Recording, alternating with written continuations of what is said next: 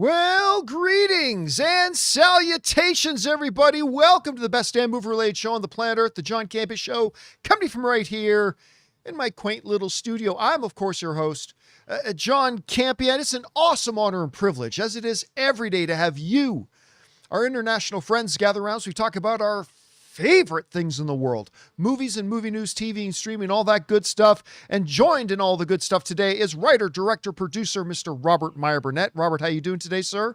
Just in from Vegas from the Star Trek 60th anniversary convention. It was a blast. Had a great time. Very cool. And also joining us, our technical director, of course, Jonathan Voico is here. Hello, everybody. And most importantly, of course, you guys are here. Thanks for being here and making our little show part of your day. And here's how our show's going to go. We're going to start off our show by going through a number of topics we got lined up for you guys, and then that's it. I have meetings today that I have to run off to, so there will not be live viewer questions today. Don't worry, they'll be back on Monday. But we do have a number of really cool things that we need to talk about here. And we're going to get things started off with this. Well, I mean, the Odyssey was a film that for like 3 weeks, we just had to speak ad nauseum about, oh, it's now breaking this record and now it's accomplishing this and it's got this. And it's just been a one giant victory lap for this film since it's come out. And the question then it changed from could Odyssey actually hit $1 billion? Which has been the question, since they announced the film, because, Oppenheimer got close, but didn't quite get there, all that kind of stuff. Will the question switch from could it get to $1 billion to when's it going to hit $1 billion? And now we have the answer to that. The answer is today. Today is when it joins the $1 billion club. As you see from this report in the numbers yesterday, that as of earlier in the day yesterday, the worldwide box office of the Odyssey was $987 million. It is projected to take in well over $13 million today. It may have already done it as of this recording.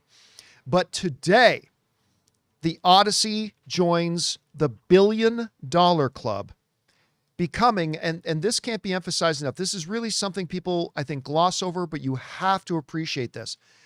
Odyssey has become only the third R-rated film in cinematic history to join the $1 billion club.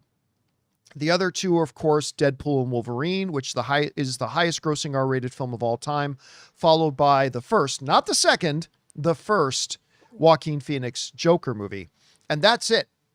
In the long storied history of Hollywood films and all the great all-time wonderful R-rated Hollywood films as well, that's it. Only those two have joined the $1 billion club. And now this one has as well. Now, you guys might also remember, I've talked a lot about the fact that this is not a normal blockbuster as far as when does it pass that break-even point to then make profit, because it's an expensive film. It's a $250 million film. All the reports say they spent a hefty $125 million on the promotion of the film. But you also have to keep in mind that this movie has the Christopher Nolan tax, because Christopher Nolan gets 20% of first dollar studio gross. That is a mighty price tag. And so whereas this movie would have been, under normal circumstances, having a break-even point of somewhere around the $625 to $675 million range, despite how expensive it is and all that kind of stuff, this movie ended up with close to a $950 million break-even point. Well, that's fine, because they can now say that the Odyssey is officially also a profitable movie. So is Christopher Nolan. Yeah, so is Christopher Nolan. $200 million in his pocket. And on top of that, you got to remember, one of the reasons that Universal agreed to such a hefty price tag on this is because they believe that Christopher Nolan was going to make epic historic cinema. That this is one of those kinds of movies, one of those rare kinds of movies that will continue to make money for them in its various avenues over the next several decades. They just believe that the Odyssey was going to be one of those. So it's still going. And by the way, it still hasn't opened in China, and it's projected to make anywhere between like 80 to 120 to $130 million in China alone. And they haven't even opened that yet. I think it opens this week. And then, of course, it still has, I was getting reports from people writing into the live chat today saying their local 70 millimeter IMAX screen is still booked for the next several weeks. Oh, so yeah, this it's thing, into September. yeah. So what I did not think was a possibility ever, like, could it get to 1 billion? It's possible. Would it catch Deadpool and Wolverine? Well, no, it's not going to catch Deadpool and Wolverine. Now that's the question. The question went from can it make 1 billion to how fast will it make 1 billion? Now it's can it catch Deadpool and Wolverine to become the highest grossing R-rated film of all time? Definitely close. It's going to be close. It's going to be close. Anyway, Rob, you and I have talked a lot about all the different box office records the movie's been setting and everything like that about, what is it that keeps everybody coming back? I mean, so that's there, but put it into how big of a deal is this? That this is the first movie without a character named Batman in it. Well, unless you count Robert Pattinson, I guess. Without a character named Batman in it for Christopher Nolan, this is his first billion-dollar film outside of a comic book franchise. It's now profitable, only third R-rated film in history to join it. Put this in a little bit of perspective for us. John, I think that Christopher Nolan is the voice of a generation. He is the Gen Z filmmaker and believe it or not, Gen X and millennial filmmaker of this generation. His name is synonymous with, as you have always said, experiential events going all the way back to, hell, Memento was an indie film event. The structure of that movie and the way the story was told really brought Christopher Nolan to the fray. And that was a really, I would dare say, might be his best film still because of its groundbreaking nature and the performance that Guy Pearce delivers in that movie. But ever since then, if you look at his career, he is one classy filmmaker. The material when he went and because of Memento, Warner Brothers tapped him to remake Insomnia with an all-star cast. That got him Batman, which led to The Prestige, Dark Knight, Inception. The man has never done anything but shoot high. He's trying. Sometimes I find him to be a little clinical and he's not as emotional in terms Agreed. of eliciting, the emotions I want. But, who would have thought that Dunkirk would have worked? But he basically turned it into a World War II art film. If you put that and the Thin Red Line next to each other, you could play that as a double feature forever. And then, of course, what he did with Oppenheimer was extraordinary, even outside of the Barbenheimer experience. And I think, I've heard there's people that don't love the Odyssey, but I know a lot of people who were really knocked out by it. And whatever you believe, you cannot deny that this movie is still, to this day, packing them in at the theaters. They want to see it in 70 millimeter. And Christopher Nolan has succeeded in delivering maybe one of the great experiential movies ever. And I think it's really great that you have people who are getting behind somebody who is, he is nothing if not thoughtful. And hell, I still watch Tenet and figure, do I get what's going on here? But No. I still enjoy it. I'm still not sure sometimes what it is. Yeah, I don't love it, but hey, and I think, you know what? I'm glad that I live in this era to see a filmmaker like Christopher Nolan, who is both wildly commercial and yet can adapt Homer. Yeah. That's, and not only does he adapt Homer, it makes over $1 billion. That means, in my mind, if Christopher Nolan told me that he wanted to make the Bluey live action feature, I'd say, you know what? More power to him. Well, think about this. Okay, let's rewind 4 years. Let's go back 4 years. And take like Christopher Nolan's name out of it. Say, hey, there's going to be 2 movies coming out in this couple of years. One is a period piece biopic about the guy who created the nuke. And this is going to be called Oppenheimer. And someone's going to take another shot at telling Homer's Odyssey of the Odyssey. And those are going to make a combined $2 billion. You wouldn't have believed it. I'd say. You wouldn't That'll believe it. never No one's happen. going to believe that a period piece about some scientist is going to make nearly $1 billion, or that Nope. yet another iteration of the Odyssey is going to make $1 billion. But all of a sudden, you just put Christopher Nolan's name on it. Then you put Christopher Nolan's name on it, and 4 years ago we would have gone, yeah, oh wait, maybe, maybe, and that's the power. Go ahead. Yeah, we would have looked at it as another sword and sandal movie. Yeah, that's played out, and people don't want to go to the, especially post-pandemic, and we would have written it off. And as far as Oppenheimer, we would have thought $150 million, yeah. Who's going to go see that? No one. Who wants that, and who's asked for that? Nobody. And then all of a sudden you just put Christopher Nolan's name on it, and it's like must-see cinema. Anyway, guys, question is for you. What do you think about that? The Odyssey has now become the 5th billion-dollar film of 2026, joining the likes of Spider-Man, the Mario Galaxy movie, Michael. What else do we have up in there? Toy Story 5. And now, of course, we have the Odyssey. Whatever you guys think about this, jump down into the comments section below and let us know your thoughts. All right, guys. With that down, let's move on to this, shall we? You know, one of the films that I've gotten really intrigued by and really interested in, like I've always been curious about it, about them doing a live action Zelda movie. And I've been getting kind of more and more excited about it. The more things I see, especially seeing that the kid who's playing Link, been able to now watch him in House of the Dragon and go, okay, this kid's going to be pretty damn good. And that's all good. But I think today I've risen to the level of excitement because a report came out. You guys remember that we just recently lost an absolute treasure in the entertainment industry with the passing of Sam Neill. Well, something I did not know. Apparently, Sam Neill is in this upcoming live-action Zelda movie, and it may indeed be the final film that he did before passing away. The folks over at Polygon write the following. August has already been full of news about the upcoming Legend of Zelda movie. Shortly after Deadline broke the news of Ganondorf's casting, the outlet also reported that the late Sam Neill will also star in Nintendo's live-action film. Neill, who is best known, obviously, for playing paleontologist Dr. Alan Grant in Steven Spielberg's Jurassic Park, passed away in July at the age of 78. Prior to that, Deadline reported that New Zealander finished filming an unknown role in Wes Ball's The Legend of Zelda movie.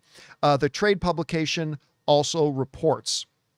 And it goes on about some other. By the way, Yvonne Strahovski from Chuck and The Handmaid's Tale is going to be in this. That I didn't know that before either. I'm very excited about that as well. Anyway, there's something about watching a new movie with an actor that we loved that had passed away. And unfortunately, we've been able to do that a couple of times in the last few years. Like an actor passes away and then like 4 months later, a new movie is coming out with them in it. And there's something very special and something very bittersweet about that as well. But hearing that Sam Neill is in this, and listen, for all we know, it's a totally tiny role. Maybe it's 2 lines, maybe it's 3 lines, maybe he's in 20 minutes of the film. I simply don't know. But I'd be lying, guys, if I didn't say just knowing he's going to be there makes this a must-see movie for me. Knowing that this might be the last time I get to see him on the big screen in a new movie, just adds on top of the fact that I've already been getting pretty damn interested in the Zelda movie. This is really special, and I'm excited to hear about this. Anyway, Rob, you read this report that they're saying Sam Neill actually appears in this Legend of Zelda movie. What do you think about that? Well, I think it's great. I mean, you know, I've been a fan of Sam Neill. I think the first time I remembered seeing him was in Damien Omen 3, you know, back in the day. or actually, it's not Damien Omen 3. It was, pardon me, it's The Final Conflict, the Omen 3. And I thought he was a terrific Damien. And then he was in another great horror film called Possession. It's actually being remade right now with Isabelle Adjani. And he was not a particularly nice dude in either one of those movies. And then suddenly he became like, in Dr. Grant in Jurassic Park made him like everybody's favorite paleontologist / father figure. And there's something about him in his voice. Like I loved him in Hunt for Red October, as we've talked about. Oh, of course. And there's just something, there's certain people that have, and wasn't he in Dead Calm? Was he I can't remember. Was he Nicole Kidman's husband in Dead Calm that Billy Zane torments? Yeah, I was not a big fan of that film, so I can't remember. I love his voice. There's something about the sound of his voice that I've always liked. So, bringing in, our viewer says Sam Neill's also in Godzilla versus Kong Supernova. Maybe he's the alien controller. No, I don't know, but I love Sam Neill. So this is fantastic. And I guess we're going to get a lot more than just one movie since, oh yeah, he's got a couple of bullets in the chamber. Yeah. I mean, and hey, that's fine with me. The more, the merrier. So but I think just did not have Zelda being one of them. No. I did not have Zelda as being I don't one think of anybody those. knew about that, really. No, I think this caught a lot of people pleasantly by surprise and caught us off guard. But I just think it's great. I think it's awesome. And it's going to be really interesting to see how this all works out. Anyway, guys, question is for you. What do you think about this? Another pleasantly added surprise to the list of upcoming Sam Neill projects that we get to watch, and that's going to be Zelda. Again, that's not one I would have had on my bingo card, but it makes Zelda now. I was already going to see it. I'm already looking forward to it, but now I'm like really excited to get into a theater and see it. Whatever you guys think, jump down into the comment section below and let us know your thoughts.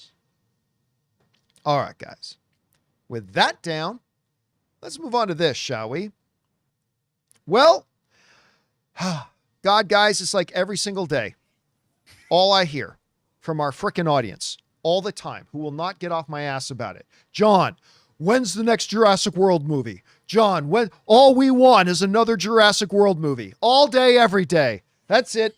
Everybody just wants more Jurassic World movies. I'm obviously being a little bit facetious there.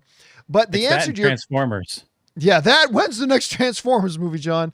Well, it is coming. They're making it. And apparently, non-Blade Mahershala Ali is going to come back, and so is Scarlett Johansson. But you know who's not coming back? The director, Gareth Edwards. Wow. This is coming to us from Deadline that Gareth Edwards is not returning for the next Jurassic World movie, and it is the dreaded creative differences. This is what Deadline writes.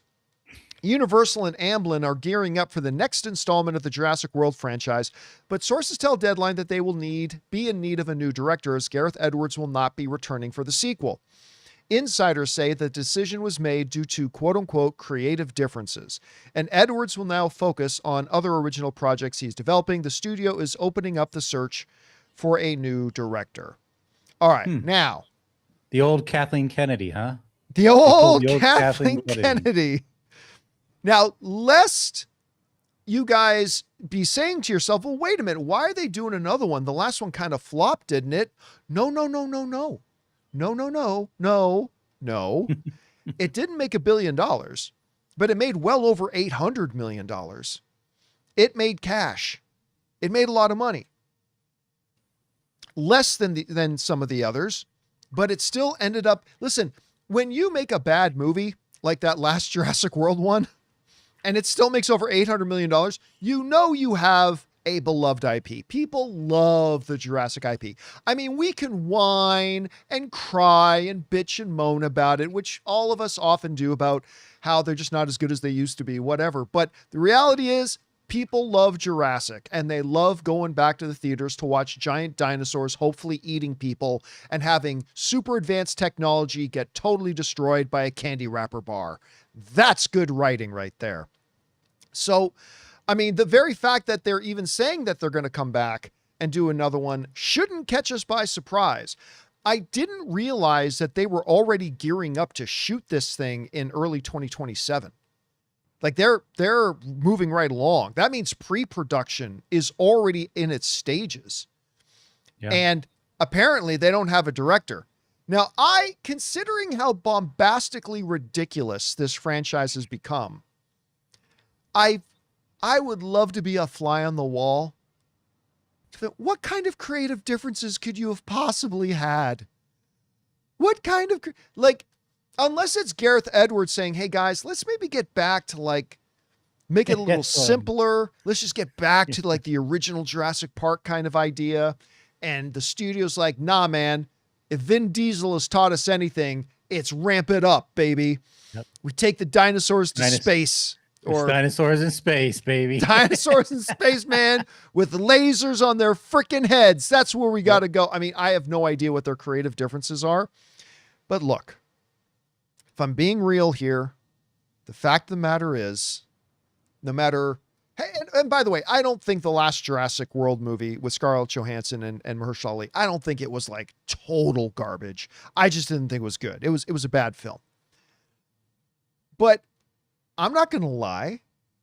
I will be just like all you other fools that when opening day of a new Jurassic movie comes out, I will be the lead fool in line. I'll be there to watch the new Jurassic. It doesn't matter how bad the last one was. I'm going to go to watch it because it's giant dinosaurs. I'm a simple man, guys. Optimus Prime, dinosaurs, you name it. It's good enough to get me there. Anything with a lightsaber, I will probably be there. Ninjas for Rob, of course. Just make a Dino Riders movie, man. Just integrate it with the old toy line. I mean, listen, at some point, they're going to cross that Rubicon of the military got involved and they've decided to weaponize the dinosaurs by mounting them up. And you know what? Mix in a little Pacific Rim with it too. That these dino riders now have these neural interfaces that connects them and the dinosaur become one. And I'm writing this for you guys. I'm writing it for you. Anyway, Rob, I didn't even know Gareth Edwards was attached to direct the next one. Yet here we are. Now he's not doing it. Creative differences and all. What do you think about this? The fact that we are getting Scarlett Johansson and Mahershala Ali coming back, so they're going to continue that part of the story, I suppose. Where do they go from here after everything they've done? I don't know. What do you think about all this? Well, it's interesting because in the last movie, they made a big deal about how dinosaurs now have kind of been limited to living on the equatorial plane, which I thought was kind of a step back because... Look, yeah, and by the way, can I just point out something really ridiculous about the movie? The most ridiculous thing about the movie. They establish early in the movie that dinosaurs will die if they move out of that equatorial waistband, right? They'll die. That's the only place they can really survive. They can't survive outside of it. And what's the first thing the little girl does with the cute little baby dinosaur? Let's take it out of the area where it can survive and take it home where it's sure to die and never mention it again. We'll keep him in a humidifier. Did nobody think about this in the movie? Anyway, sorry, but Rob, you just reminded me of that. I had to say something. Anyway, please continue. No, I mean, look, as you pointed out, death and taxes, dinosaurs, apes on horseback with rifles. Those are two things that I find irresistible. And the special effects, I mean, look, say what you want. The effects in the last film were astonishing. I mean, the water attacks and stuff, really amazing. They did look good. Yeah, absolutely. Yeah, for that reason alone, I'll always tune into a new Jurassic Park movie. But I really feel like they've missed the boat in the sense of the dinosaurs. You could use them as sort of they're metaphors for other things. The problem now is that it's just like, oh, we need to go get a treasure. We need to go find an elixir. We need to go do this. And the dinosaurs become an obstacle. Right. What should be more interesting, I mean, the dinosaurs they could represent things like, obviously, we are living on a planet, whether you believe in it or not, that is heating up. You can see those evidences all over the place with fires, with temperatures, the Arctic, everything. And dinosaurs could be a metaphor. If the climate on Earth is changing and getting warmer, the dinosaurs have a more hospitable place to live. So they're easily, life will find a way. Turn them into the living embodiment of climate change. Do something interesting with them. And I keep waiting. I mean, we saw a little bit of this back in the day with them, but I want to see dinosaurs taking over cities. I want to see them interacting with human civilization in a profound way that is not going to end well for us. I mean, I keep waiting for them to push the boundaries. I mean, give me the Aliens version of a dinosaur movie set in the cities, man. I want to see Earth overrun. I want to see people eaten. I want to see just action scenes like we've never seen before. And, you know, if you don't want to go that way, let's put dinosaurs in coliseums and watch real gladiatorial combat, like Jonathan asked for. Like, let's watch, instead of, you know, cockfights or dog fighting, I want to see dinosaur fights, man. I want to see, you know, Hugh Jackman instead of real steel, real paleontology, whatever you want to call it. I want to see it happen, man. I want to see it happen. I don't understand why we have to control them. Yeah, like you know, Neuralink. Elon Musk comes up with some plug-in where you can control dinosaurs and ride them, and how cool would that be? Give us what we want, as long as Elon gets eaten at the end, then I think you might have some. Then I think the audience might turn out. I just want more than just, oh, we're gonna go into the jungle again, and oh, there's dinosaurs. I want to see dinosaurs in a different environment, like taking over the American Southwest. Something cool. President T-Rex. All right, guys. Question is for you. What do you think about this? The next Jurassic World is coming, but they're going to have to find themselves a brand new director because they've had creative differences.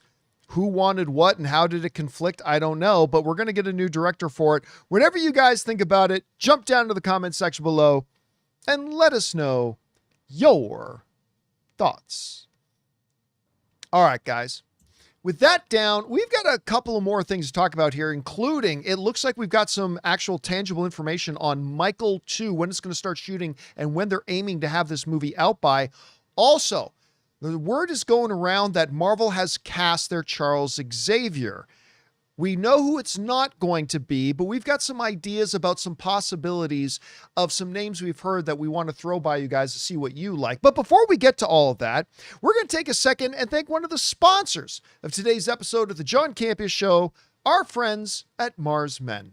Guys, we want to take a second and thank a sponsor of today's video, Mars Men. Guys, you know that one of the frustrating things about getting older is realizing that the things that used to come naturally suddenly require a lot more effort. You wake up tired, workouts feel harder, recovery takes longer, and by the middle of the afternoon, your energy and focus can completely disappear. And that's where Mars Men comes in. Mars Men is designed to support healthy testosterone levels, natural energy, and stamina using 8 clinically dosed ingredients. There are absolutely no synthetics or needles, and it's made in the USA and third-party tested. Some men report steadier energy, stronger workouts, and better recovery, and it comes with a 90-day money-back guarantee. For a limited time, our listeners get 50% off for life, plus free shipping and 3 free gifts at mengotomars.com. That's mengotomars.com for 50% off and 3 free gifts when you check out. After you purchase, they'll ask you where you heard about them. Please support the John Campea Show and tell them we sent you. And thank you to our friends at Mars Men for sponsoring today's episode of the John Campea Show. All right, guys, with that down, let's move on to this. Well, so far this year, we've had 5 now, including Odyssey and Spider-Man, 5 films have joined the $1 billion club. And one of those films, of course, is Michael. Now, the big question been, not many people know that that's what Michael Jackson looks like. What the big question has been, of course, you know, we know there was going to be a second part. They made the decision early in the project that instead of just 1 movie, it was going to be 2. They had already started shooting the movie when they decided to do that. Now, how were they going to do it? We weren't really sure. Then we saw Michael. We saw where they cut that movie off. When are we going to get the second one? Well, now, according to Deadline, we've actually got some information on when Michael 2 will start shooting and when they're aiming to have it in theaters, and it's actually sooner than you might think. As Deadline is reporting the following. Lionsgate Motion Picture Chairman Adam Fogelson. By the way, I've met Adam a number of times. Very cool guy. And, you know, there are some studio heads, guys in the industry who truly, I've met a bunch of them. They truly are movie fans. Adam Fogelson at Lionsgate is a straight up frickin' movie nerd. And I mean that in the best way possible. Like, he is a legit bona fide tattoo wearing movie geek. He absolutely loves movies, and it's very cool. It's a very, very easy guy to cheer for, and thus I often cheer for Lionsgate. Anyway, getting back to it. Lionsgate Motion Picture Group Chairman Adam Fogelson gave an update on the highly anticipated sequel to the studio's Michael Jackson biopic, Michael, telling analysts on a Q1 call that we are targeting a production start towards the end of the year or early next year. As far as when we'll see the sequel to Lionsgate's highest grossing $1 billion plus movie, Fogelson shared, I think that end of calendar 2027 and the first half of calendar 2028 would be the current thought of roughly where the movie would go. Fogelson couched these statements by emphasizing we're not ready to announce everything at the moment. All right. So one of the things two things we now know, they are aiming to start shooting Michael 2. Not that it's going to be called Michael 2. I don't know what they're going to call it. They're aiming to start shooting this year. Now, it might get pushed into a little bit into early 2027. We'll see. But they're targeting two things. They're targeting getting cameras rolling this year, and they're targeting getting this thing in theaters next year, which is not all that far away, like end of 2027. Obviously, them hitting that goal will depend on how fast they can get the movie shooting. Now, they don't have an entire movie to shoot because, as Adam also said in this interview, they've already shot a bunch of stuff that's going to be in movie 2. Right. Because remember, the first movie was just going to be one big movie. And by the time they had decided to make it 2 individual films, they had already shot a lot of the stuff that would be a part of movie 2. So that's encouraging. That means it won't take as long as, say, a traditional movie would take to start shooting and get it into theaters. How fast they can turn it around, I'm not really sure. Rob, one of the interesting things that is missing from this article, though, that I've noticed, is there's no mention of the great Antoine Fuqua about whether or not Antoine's going to come. You? Yes, I did. I think that was very conspicuous by its absence. Of course, Antoine, who I think is a remarkable director. He, of course, did the first Michael. No mention about whether or not he's going to be back for the second one. I think you're here. I've kind of heard that he might not come back to do the second one. So maybe he does, maybe he doesn't. Not really sure. Even if he doesn't, a lot of the stuff he's directed was going to be in the second one anyway. Yeah, it's included in there. I wonder if here's a random off the rabbit trail question. If you shot a bunch of stuff and directed a bunch of scenes that then get put into a different movie, do you, by DGA rules, do you get partial directing credit for the movie? I don't know. That's a very good question. I don't know because if you think about, I'm thinking about like Superman 2 when they did the Donner cut. Donner wasn't really mentioned in the first, right? He wasn't in the credits of the first iteration of Superman 2. I know a lot of time has changed, so rules probably have changed since 19 whatever that was, but there's probably a percentage of the movie you need to have directed to maybe. Anyway, that's another question for another time. Anyway, Rob, obviously Michael is a $1 billion film. We've only had 5 this year, and we'll probably end up only with 6, possibly 7. Michael got to that landmark. So obviously a lot of eyes on when this thing's going to come back. Do you think they can get this thing spun up by the end of this year? And what would you think about them hitting a 2027 deadline? And do you think the sequel can be as big as the $1 billion original? What do you think? Well, one, I do think they could get this movie up and running because they were already deep into production on whatever this movie is going to be eventually. So if you've got, but this, John, is assuming that Antoine Fuqua would come back to direct, and that Jafar Jackson would come back and play Michael. Well, he's under contract. Well, Jafar, he's no, I know. I'm just kidding, but I think that and he's incredible. I do think this could happen. I don't know necessarily if it will, because I think ultimately the second half of this story has to deal with some things that might make it difficult from a scripting standpoint. but I would assume maybe those problems have been alleviated. But anyway, I'm gonna be optimistic about it. I mean, a movie that was this successful and everybody still obviously is still compelled by the Michael Jackson story. There's still a lot more to tell about the good stuff in his life in addition to the I mean, it's going to be interesting to see how they handle the dark turn that the story takes, but I'd still be interested in seeing it either way. I think that I like Michael a lot more than I thought I was going to, and it has a lot of rewatchability. And look, is it the most deep and insightful biopic ever made? No, but it's certainly one of the most toe tapping, and so I think there's something to be said for that. Um, Will they be able to finish this movie and get it done by the end of 2027? I think that's possible if they can get the cameras rolling by the end of the year. Yeah. And they probably already, because they were shooting that stuff before, had a lot of the initial pre-production done. If they can put the team back together, maybe they can work it out. And I think they certainly can throw enough money at it.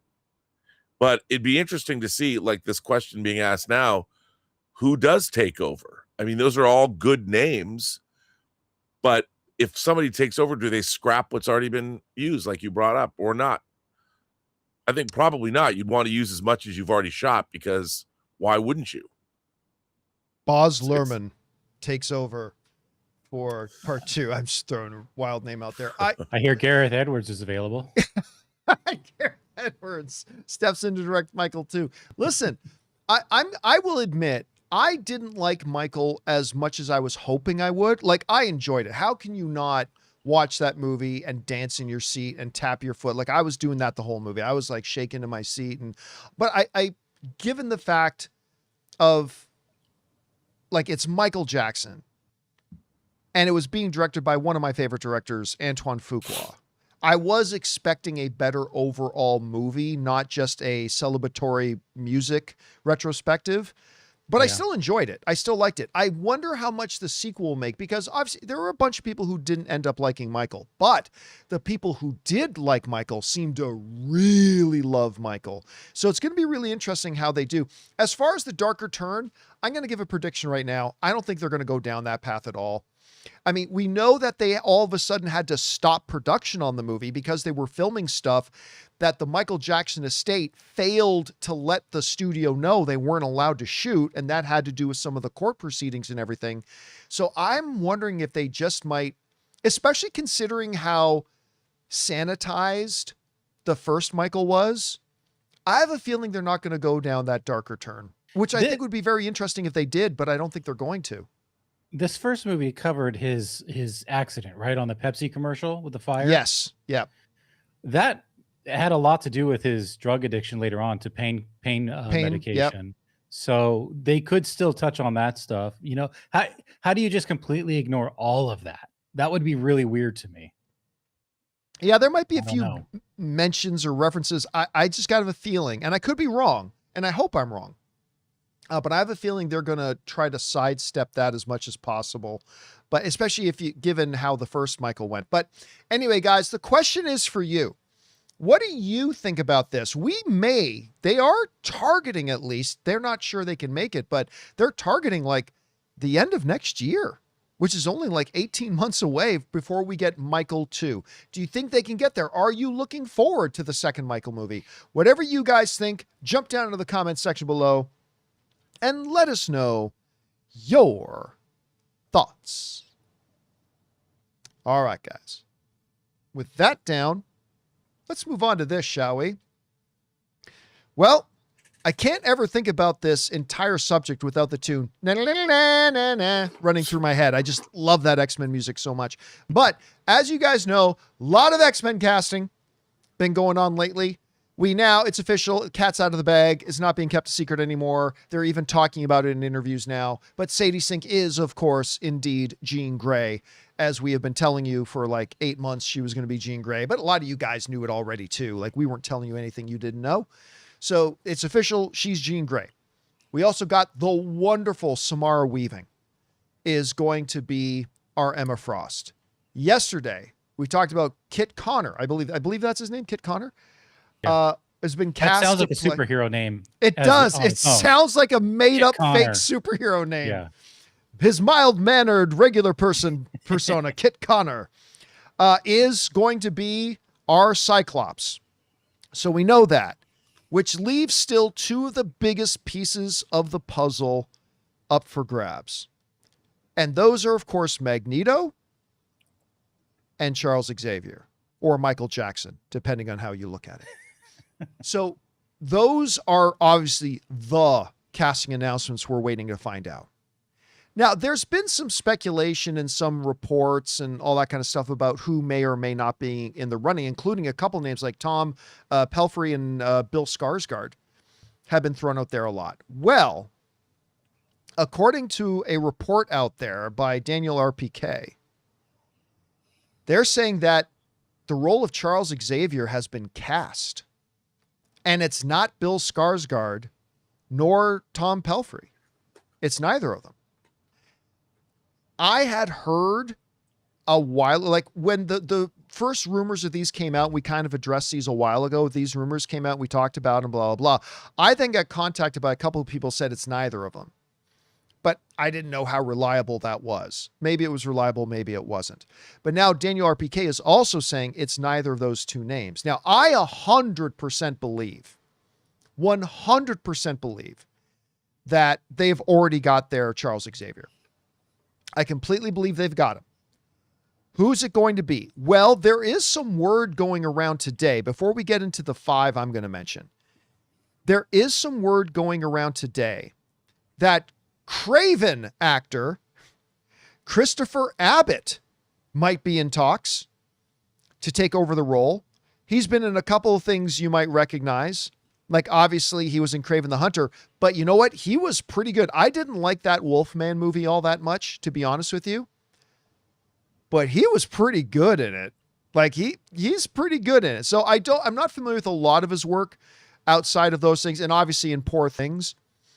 But there's some whispers going around that he may be in talks. I want you to file that away and put that into the back of your brain storage capacity there, the name Christopher Abbott.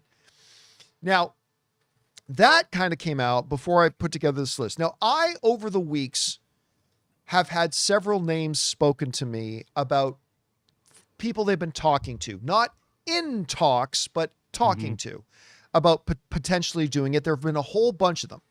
I've narrowed it down to 5 out of all the ones that I've heard thrown at me. Now, one of my big pieces of criteria here, guys, is that it has to be an actor between the age of 40 and 50. I think less than 40 might be a little too young. I think over 50 might be getting a little bit too old for somebody you hope will be playing this role for 20 years. But, you know, if they're 40 to 45, 48, whatever, they can play it for 20 years, no problem. So I've narrowed it down to the actors that I've heard between 40 and 50. And these are the ones that I think are, number one, most likely, but the ones I'd be most interested in. All right, I'm going to go from number 5 up to number 1. At number 5 for me, it's James Norton, who you might know right now as Lord Ormond Hightower in House of the Dragon. Now, he's already got quite a nice acting resume. And boy, do we love to hate this guy in House of the Dragon. But he's the right age. I believe he's like 40 on the nose. I think he's the right age. I think he's got a great look for it. Shave that head. Put him in a wheelchair and boom. He's got the voice for it. I think he's got a very commanding presence that Charles Xavier has to have. You have to have an actor because when Charles Xavier comes into a room, he owns the room. And I think you need an actor that can have a bit of that to him. I think James Norton is one of the guys who can do that. So I'm going to say my number 5 spot is going to be James Norton. At number 4, I love this guy, Matthew Good. I love Matthew Good. And he's one of my favorites. So good in The Offer. Oh, I've always liked him, but it was in The Offer that I just straight up fell in love with them. And then there was that little vampire movie a couple of years ago called Abigail, Yeah. where Abigail. he just pops up at the end for this big scene at the end. And it's like one of my favorite moments of the entire movie. The way he comes in again, just this incredible presence. I also loved him in The Imitation Game. So good. I just love this guy. I think he is a world-class actor. And I could totally see him as a Charles, that voice, that whole bit. I just think him coming into a room, I think he would be a great Charles Xavier. And again, one that I think could play the role for like 20 years. All right. Next one up for me. It's a little at the top of the age range, granted, but he is 50, and that's just at the edge of my age range. Cillian Murphy. Cillian Murphy, my friend. Yeah. Man, bang on, Rob. Wow. It's not just that he's a great actor, okay? Because we could make a list of any great actors. It's ones that I could actually see having that presence of Charles Xavier, and I just think this guy could do it. He's one of my Go ahead. favorites. One of my favorite choices for this role. By the way, also one of the few guys on this list, maybe the only guy on this list that I could easily seeing him play either Charles Xavier or Eric or Magneto. I could see him playing either, to be honest with you. It's interesting you say that, because when you brought up James Norton, I saw Magneto. Yeah, there's some people that would work too. So I really, really love the idea. If they announced tomorrow that it was Cillian Murphy, I would lose my shit. That would be great. But there are two names that I like even more for this role. And we already had James Norton. So but I swear it has nothing to do with House of the Dragon. I think Matt Smith would be an amazing Charles Xavier. Amazing. Just like the power he has in his voice, his ability to use his expressions only to completely dominate a scene.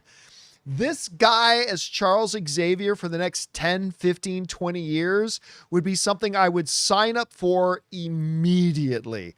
May not have gone over great in Morbius. That's fine. But you give him the role of Charles Xavier, I'm telling you what, man, that has just win written all over it. I'd be there immediately. Polar opposite from his current role. I mean, oh yeah, Charles Xavier has to exude empathy, and I think he can do it. I think he absolutely can do it, and I think he would be great at it. Well, that leads to my number one pick. And before I say my number one pick, let me say one or two honorable mentions. One that I can't believe I don't have on my list. It's just that I left it at 5. But Lee Pace. I think Lee Pace would probably be a pretty badass Charles Xavier. So I think that one would be there too. Way older though.